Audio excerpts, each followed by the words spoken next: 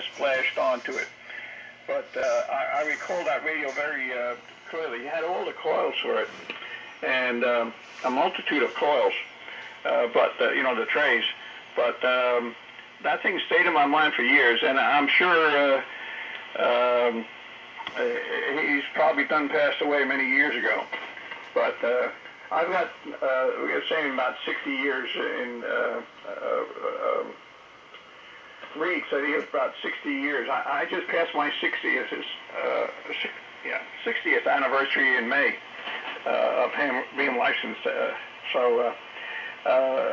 And to your question there, Brian,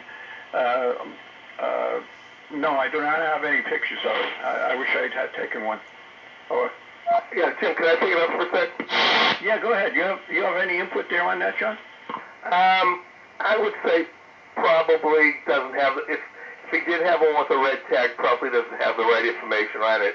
By the time the Korean War came around, the HRO5s were passed. I mean, they were just the tail end of production from the World War II HROs, and came out in 1946, 1947.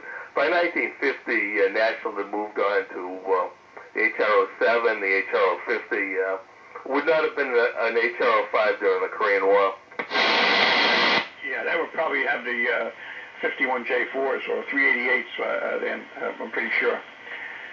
And anyway, but it was just, that's when he was involved in intelligence in Alaska. And he had a lot of RS, well, he gave part of my purchase from him was a RS6. And I had sold that a couple of years back. I think maybe Mir bought it. But I had an RS6, and I think Brian said that he was just using the radio set 6. It's a combo. It's a sort of an intelligence radio. And he told me that thing was given out to the native people in Alaska that were in these remote areas, and they were trained in CW and radio operation as intelligence personnel, where they came in. They spent so many months at this Army facility. They were trained and given the radio set to take out there to the remote areas. And if they saw anything, activities with the Russians coming over into Alaska or something like that, that they would, have periodic reports that they would make. So, Brian, did you have any comments on that? Over. I have a comment on that. Yeah, go ahead. This is WFCU. The RS6, I think it's a myth. Because the RS6, and it's documented, is part of the bailout equipment and strategic low-range bombers during the early Cold War before they changed the equipment to solid state. Bailout equipment, just figuring it's a crew built out somewhere over Siberia or somewhere in an uninhabited area, which, a lot of these places, huge areas in the former Soviet Union are empty. If they bail out and they don't get them, they can contact NHS and try to get a step for their, or at least if they can hide, they can even give information as to the troop movement before they get captured. But it's documented that it is part of the bailout equipment of strategic bombers. Yeah, okay, Amir. Thank you very much. But they weren't local people in Alaska that were given those radios.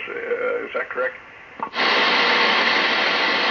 It could be that it was an afterthought, but originally the main use of these, it could be when these crews were replaced and they became like, in the Air Force, they to civil defense or something like that. I don't know. But initially, for a few years, they were. Roger, K4DE in the group, KN4R. A couple of comments.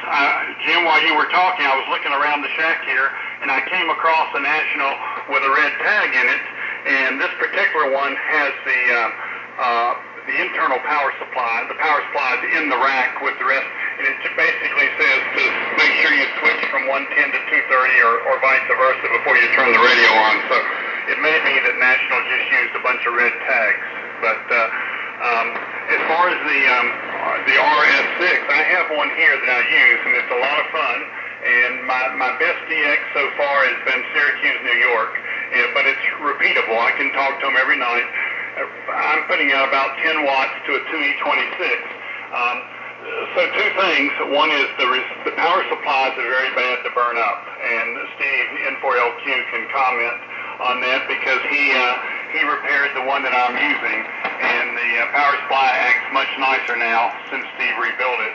And Steve was able to find a power transformer that fits perfectly in the original case using the original screw hole. So that needs to be written up and put in electric radio, because I'm sure a lot of guys are when they start using your RS6s, they burn them up after a while. And that was the B-47s.